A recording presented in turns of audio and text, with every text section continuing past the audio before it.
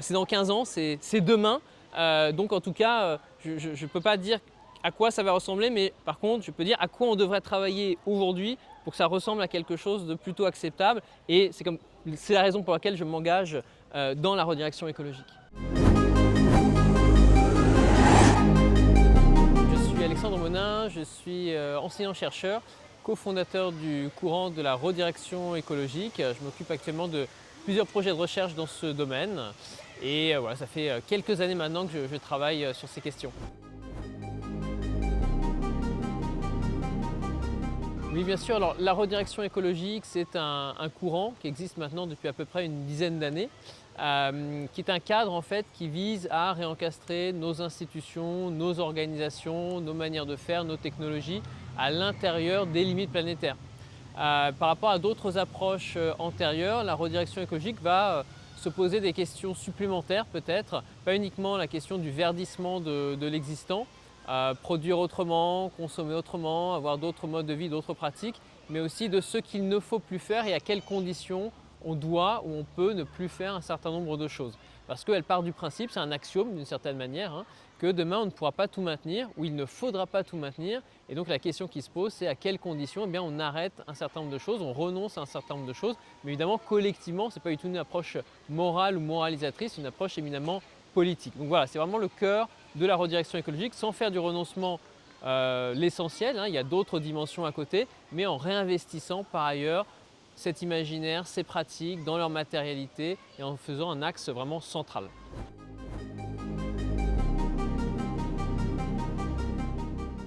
Alors elle se différencie de la transition précisément sur ce volet-là, à savoir l'importance du renoncement, de la fermeture. D'une certaine manière, la transition écologique, elle vise à verdir l'existant, que ce soit sous l'angle de la production avec les techniques, ça peut être la croissance verte ou d'autres approches, ou que ce soit sous l'angle de la consommation ou des modes de vie, des pratiques. Et là, on peut aller du côté de la sobriété et par exemple de la décroissance.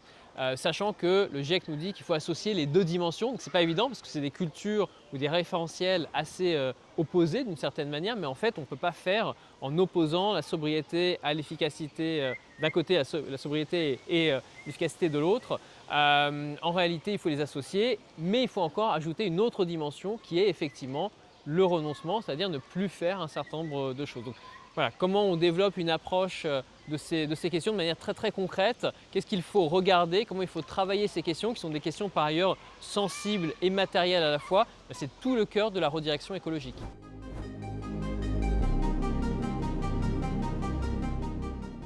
Alors oui, on voit que ces questions de fermeture, de renoncement qui, il y a encore une petite dizaine d'années, peut-être un petit peu moins maintenant, étaient presque de l'ordre de la science-fiction. Dire qu'il fallait renoncer à certaines choses, arrêter certaines choses, c'était un discours qu'on pouvait porter, mais presque comme un happening artistique d'une certaine manière. C'était un discours, pensions-nous, avec mes collègues, qui était fondé dans des constats assez forts. Aujourd'hui, ce n'est plus du tout le cas. Aujourd'hui, on a des institutions, on a des organisations qui se confrontent en fait à cette nécessité. On a aussi une irruption de ces problématiques à l'échelle notamment des territoires, avec des territoires qui sont confrontés aux enjeux d'adaptation et d'atténuation et qui sont amenés à repenser parfois des politiques, à renoncer à un certain nombre de manières de faire, à un certain nombre de projets. C'est surtout les territoires, je dirais, aujourd'hui qui sont concernés, mais même s'ils ne sont pas les seuls acteurs qui le sont et qui le seront à plus forte raison à court et moyen terme, mais c'est là que ça se passe en premier. Et du coup, effectivement, la redirection écologique devient de plus en plus tangible. Il y a toujours un effort accru d'acculturation parce que ces enjeux, justement, se multiplient et vont se multiplier encore à l'avenir. Donc, on est malheureusement, si je puis dire, en phase ascendante.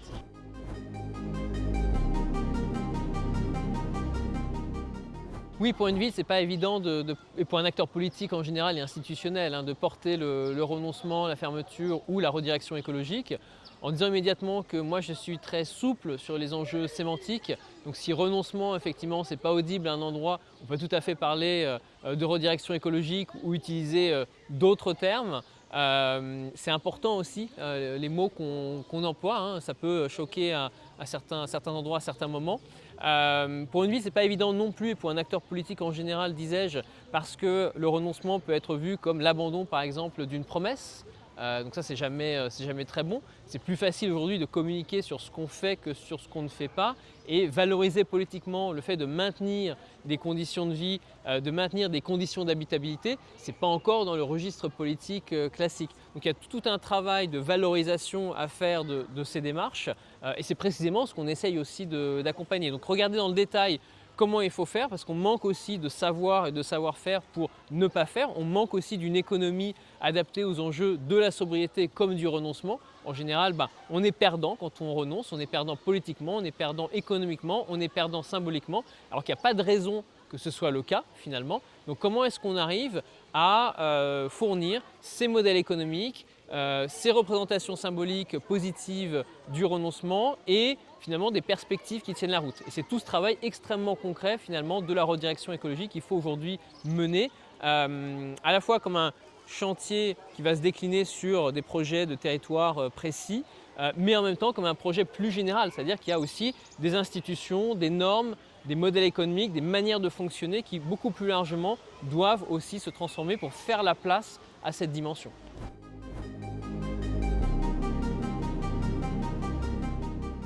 Au cœur de la redirection écologique, il y a vraiment cette question des attachements. J'ai l'habitude de dire que les attachements, c'est la matière première de la redirection écologique. C'est vraiment ça.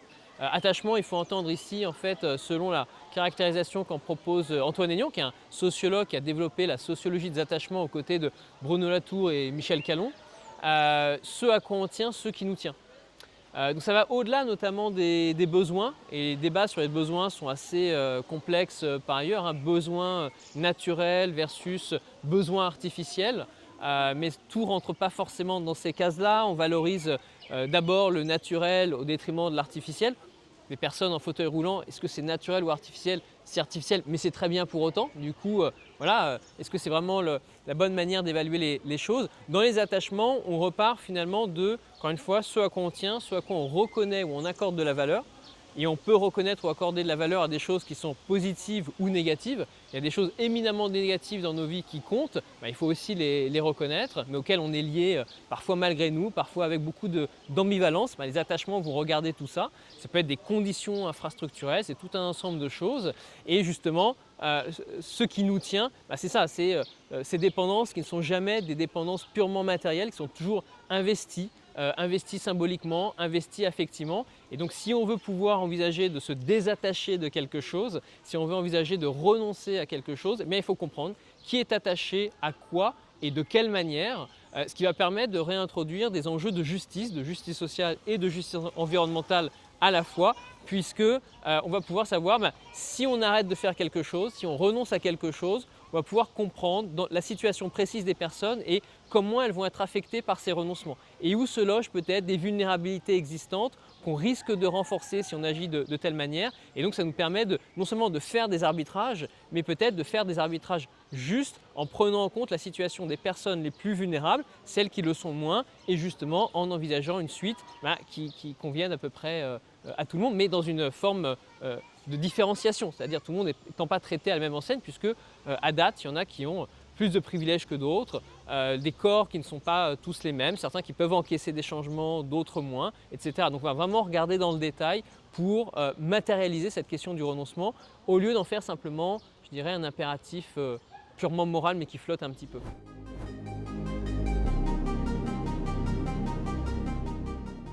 Oui, le fait de parler d'attachement, ça nécessite véritablement d'inclure les personnes dès le départ dans la démarche qui est menée, qui est une démarche d'enquête, de cartographie des attachements, même plus que ça, une démarche de co-enquête finalement avec les personnes concernées, dans la mesure où on ne peut pas les sociologiser de l'extérieur, comme je le dis parfois, les observer puis décréter quels sont leurs attachements. Ça peut être une tentation avec la notion de besoin qu'on évoquait précédemment, en se disant on va couvrir les besoins essentiels, les besoins naturels, du coup on n'a pas tellement besoin de regarder comment ça se passe, pas nécessaire.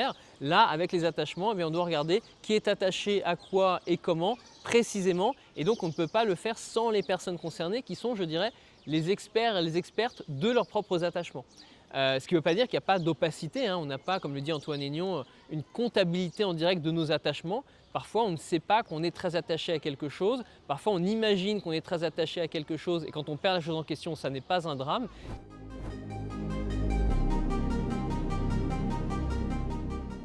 Alors on a un historique du côté de la redirection écologique maintenant très important avec la ville de Grenoble.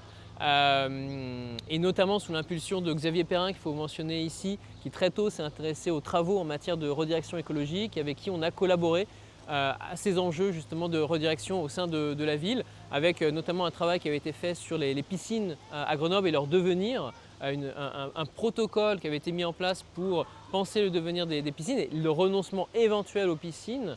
Mais le renoncement n'étant pas forcément le terme ultime, il y avait d'autres propositions qui avaient été formulées. Donc poser démocratiquement la question du devenir d'une infrastructure dont une collectivité ne sait pas si à l'avenir, dans les dizaines d'années qui viennent, elle pourra la maintenir et la maintenir sous sa forme actuelle. Ce qui était une autre manière de faire de la politique. Donc il y a ce travail qui a été fait, et puis là on sort d'un travail qui a été présenté effectivement ce mardi. C'était le rapport bifurcation RH qui a été porté par la ville de Grenoble avec différents acteurs au sein d'un consortium financé par l'ANACT dans le cadre de l'appel écologie et travail. Et il s'agissait notamment d'étudier, d'enquêter sur une dizaine de professions au sein de la ville de Grenoble affectées par les enjeux de transition écologique / redirection écologique et de comprendre finalement qu'est-ce que cet impératif de transition ou d'écologisation non seulement des métiers mais aussi du travail concret des agents et des agentes fait justement à ces derniers et à ces dernières. Et parfois ça les met dans des situations compliquées en termes de pénibilité, en termes d'horizon d'attente, en termes de relations avec le public, en termes de changement de pratique, tout un ensemble de choses. Et si les personnes ne sont pas associées à la redéfinition du périmètre de leur poste, mais aussi de leur travail concret, eh bien effectivement, elles peuvent avoir l'impression que cette écologisation se fait contre elles. Et donc il y a un véritable enjeu, là encore démocratique, de repartir du travail pour aborder ces questions et finalement rendre beaucoup plus tangible et acceptable, mais parce que démocratique, cette transition et écologisation du travail et des conditions de travail. En tout cas de l'action publique en général, on pourrait dire.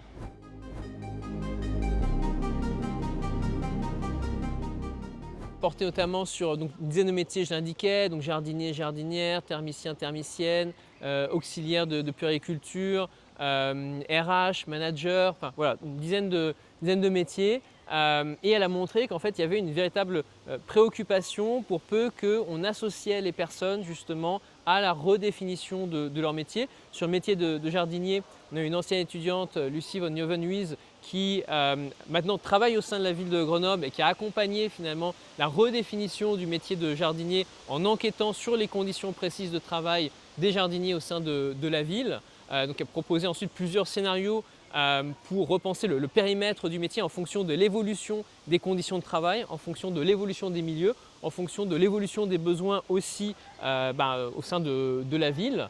Donc un travail vraiment tout à fait intéressant, d'autant plus qu'on sait qu'il y a une situation tendue dans ces équipes, dans toutes les collectivités en France. Donc voilà, les associer à la redéfinition de ce travail, c'est évidemment tout à fait important. Et ce qui a été constaté, c'est que effectivement, les travailleurs et les travailleuses, y compris les agents et les agents dans le public, ont une connaissance en fait très fine de leur métier, de leur travail, de leur pratique, et que finalement rouvrir cette question de l'enquête depuis le lieu du travail, c'est permettre justement d'exprimer toute cette richesse liée au geste, richesse liée à la connaissance du métier et qui est absolument indispensable si on veut en penser la transformation. Donc c'est encore une fois quelque chose qui ne peut pas se faire contre les personnes, qui ne peut pas se faire non plus simplement comme un impératif qui s'impose à elles de manière hiérarchique, mais qui doit se faire avec les personnes qui finalement doivent avoir le temps, l'espace de pouvoir enquêter sur leur propre travail pour négocier à quelles conditions celui-ci va et doit se transformer à l'avenir.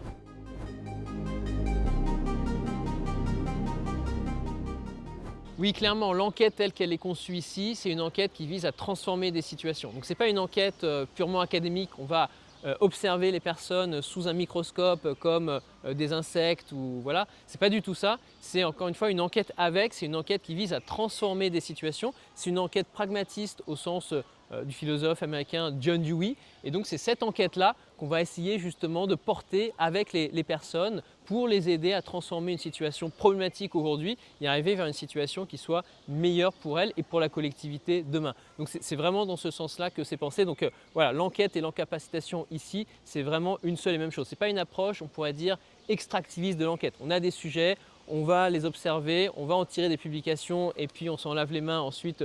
Non, on n'est pas dans cette démarche-là du tout, fort heureusement, mais ça vaut la peine de le dire parce qu'une partie de la recherche, il ne faut pas se le cacher dans son petit doigt, se passe plutôt selon ce régime-là.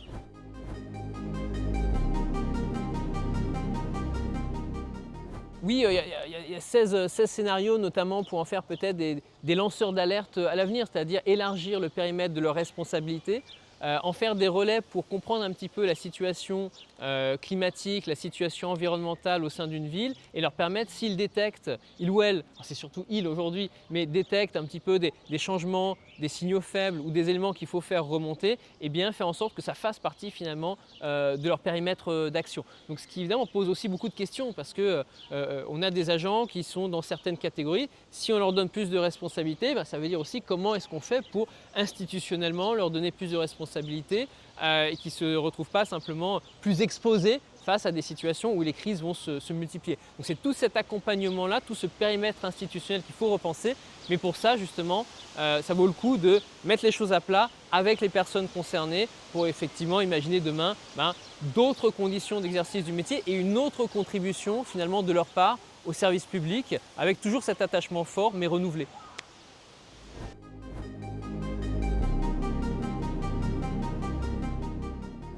Alors c'est une bonne question. C'est vrai que le mot renoncement, il n'est pas très vendeur, ce qui peut être une force aussi parce qu'on se dit que ça va être difficile de le récupérer par ailleurs, de le détourner par ailleurs. Moi je précise toujours, donc, comme je l'ai fait au départ, que je n'entends pas ici par renoncement un renoncement moral ou moralisateur. Il faut aussi se souvenir qu'on peut vouloir renoncer à des choses qui ne sont pas positives.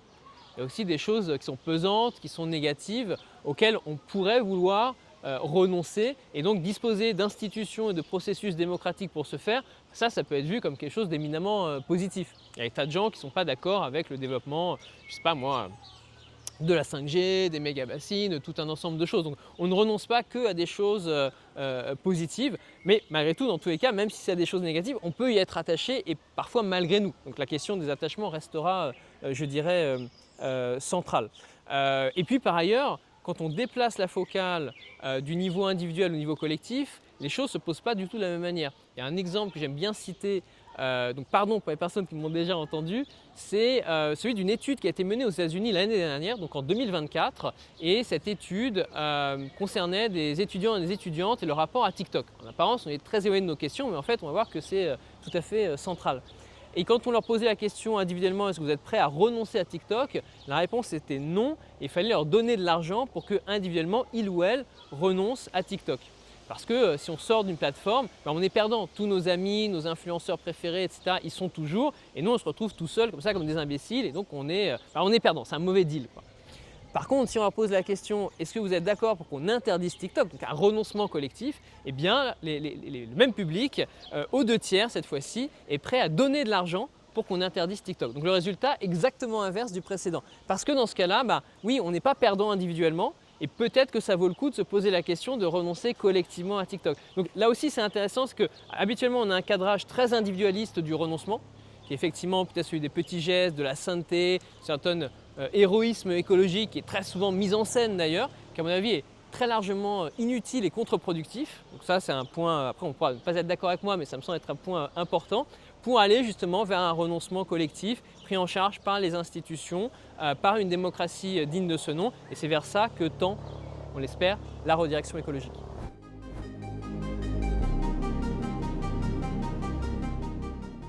Alors c'est une très bonne question. Ces dernières années, je disais effectivement souvent que les territoires étaient pionniers sur ces questions de redirection écologique et ou de renoncement. Aussi par la force des choses, hein. S'il n'y a plus d'eau à un endroit, on est obligé de prendre des mesures parfois inédites. Si le trait de côte recule à un autre endroit, on est obligé souvent de prendre des mesures inédites. Et puis s'il y a des projets qui sont amenés à disparaître pour des raisons diverses et variées, là encore on peut être amené à prendre des mesures inédites et on pourrait multiplier en fait les exemples. Du point de vue de l'État, ce n'est pas forcément le même rapport à l'urgence, on va dire. Donc voilà, jusqu'à encore quelques temps, il n'y avait pas tellement peut-être d'intérêt de l'État. Et puis à partir de 2023, on a vu quand même un frémissement.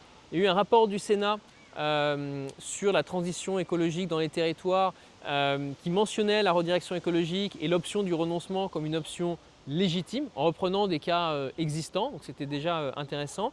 Il y a eu des actions au sein du ministère de l'Environnement, de la Transition, pour acculturer un petit peu les personnels aux enjeux de la redirection écologique. Donc en tout cas voilà, il y a un frémissement, il y a un intérêt aussi peut-être du côté de la planification pour faire atterrir les enjeux de planification de manière peut-être plus concrète, en prenant aussi en compte les enjeux liés au travail qui sont très importants pour la redirection écologique, que ce ne soit pas simplement l'apanage de personnes qui ont les moyens de déserter, mais on a 30 millions d'actifs et d'actives qui ne seraient pas concernés par les enjeux de l'écologie. Non, on veut leur donner la possibilité de peser aussi sur les enjeux de production en faisant un lien avec les syndicats, etc. etc. Donc voilà, il y a un frémissement aujourd'hui de ce côté-là, mais ça reste, comme je l'indiquais tout à l'heure, les territoires qui sont les premiers concernés, mais on espère que ça va amener effectivement à faire bouger aussi les institutions. En tout cas, il y a un enjeu à les acculturer pour que les contradictions qui émergent au niveau des collectivités, au niveau des territoires, soient dénouées dans le bon sens. Et donc là, il y a un travail politique à mener avec des collectifs larges pour que ce soit le cas.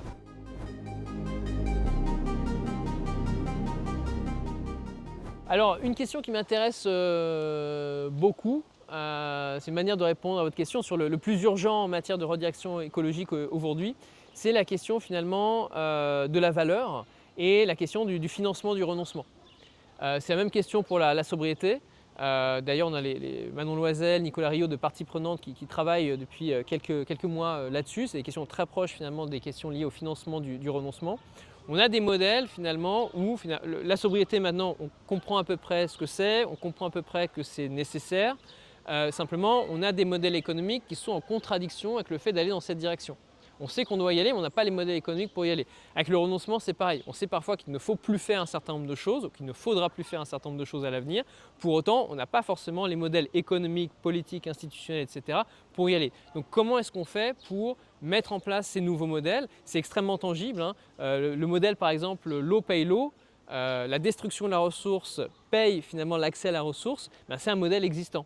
Donc plus je consomme ma ressource en eau, plus ma régie ou autre organisme qui gère l'eau va avoir de rentrées pour fonctionner. Simplement, à la fin, j'aurai plus de ressources. Donc je serai très content, j'aurai une régie très riche, mais plus d'eau. Donc ma régie, après, elle va s'effondrer. Alors qu'aujourd'hui, ce dont on a besoin sur des territoires notamment qui sont obligés de mettre en place des mesures de sobriété, c'est que quand ils atteignent leurs mesures de sobriété, ils se retrouvent perdants parce que la régie, par exemple, n'a plus d'argent, ou moins d'argent pour fonctionner et pour faire de l'investissement, etc., etc. Donc comment est-ce qu'on pourrait basculer dans une logique où finalement c'est l'économie en eau qui rapporte de l'argent ou qui assure les moyens de faire fonctionner la régie? Et là, effectivement, il y a un peu un saut à réaliser, mais c'est en même temps très tangible, donc il faut qu'on arrive aussi à se mettre à plusieurs avec différents acteurs pour faire émerger véritablement ces modèles. Alors c'est assez subversif par rapport aux règles de fonctionnement actuelles, mais c'est aussi ça la redirection écologique.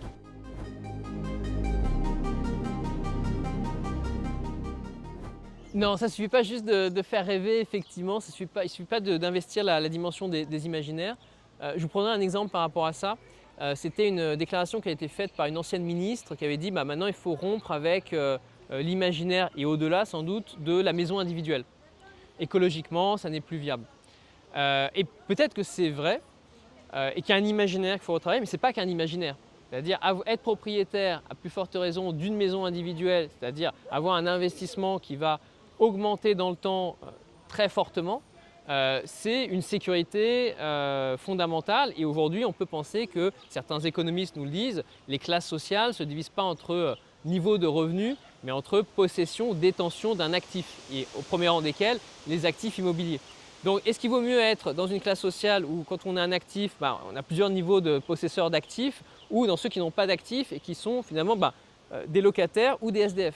C'est-à-dire qu'on est à une case de devenir SDF. On comprend bien qu'il vaut mieux effectivement détenir une maison que d'être de l'autre côté. Donc il y a des imaginaires, mais il y a aussi des éléments très matériels derrière tout ça. Et si on n'arrive pas à aligner les deux, on va investir cette dimension des imaginaires et les gens vont se douter que si le matériel ne suit pas derrière, on se moque un petit peu d'eux. Et dans un climat de défiance, ça risque de donner lieu à des formes de backlash telles qu'on les observe aujourd'hui. Donc il faut vraiment proposer des mesures qui soient crédibles à tous les niveaux.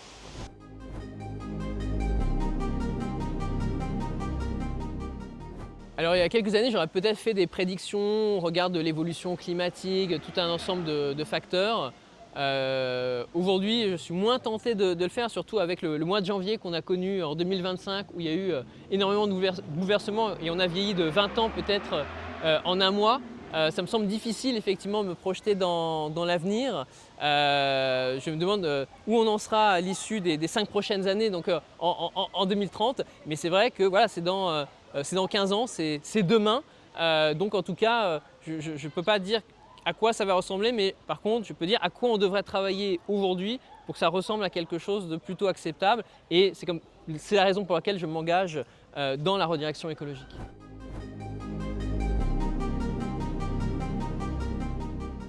C'est très important de malgré tout arriver à se projeter, en tout cas sur certaines tendances, sans faire forcément des scénarios de ce que va être l'avenir, notamment parce qu'on a besoin dès aujourd'hui d'articuler des temporalités multiples.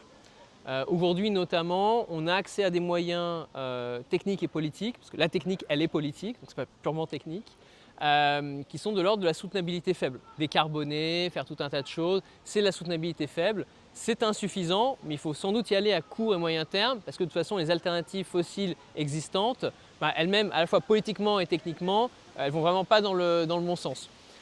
Par contre, il faut arriver, je disais, à articuler cette soutenabilité faible avec le fait de, dès maintenant, travailler à faire émerger des modèles, un métabolisme technique qui vont vers de la soutenabilité forte. Et ça n'existe pas aujourd'hui. Ce sont aussi des décisions politiques de bien plus grande ampleur que simplement, par exemple, le fait d'acheter une voiture électrique. Ça veut dire repenser un modèle de mobilité, ou retramer un modèle de mobilité matériellement, ce qui veut dire retramer un modèle urbanistique et changer l'urbanisme d'un pays, ça ne se fait pas selon le même pas de temps. Donc il faut arriver à articuler ces différentes temporalités mais ne pas perdre de temps pour commencer dès maintenant à agir sur la soutenabilité forte, sinon on n'ira jamais.